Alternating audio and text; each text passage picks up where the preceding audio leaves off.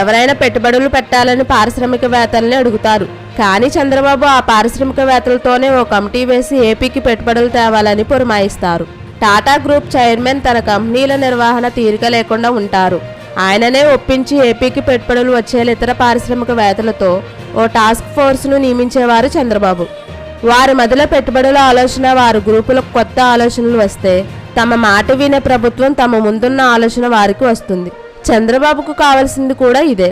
పారిశ్రామికవేత్తలతో చంద్రబాబు జరిగిన భేటీలో పలువురు పలు రకాల ప్రతిపాదనలు చేశారు.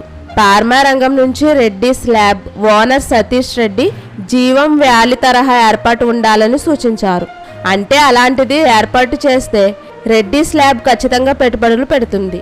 అలాగే food processing, tourism, IT, skill development పై బజాజ్ వంటి గ్రూపులతో సలహాలు ఇచ్చాయి.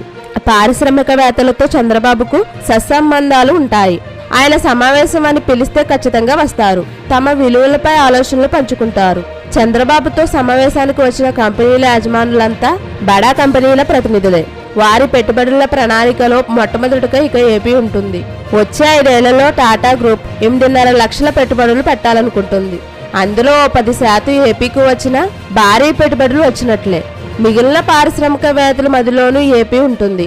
ఇక చంద్రబాబు వ్యూహం వర్కౌట్ అవుతుంది. ఏపీకి పెట్టుబడులు, యువతకు ఉపాధి లభిస్తుంది.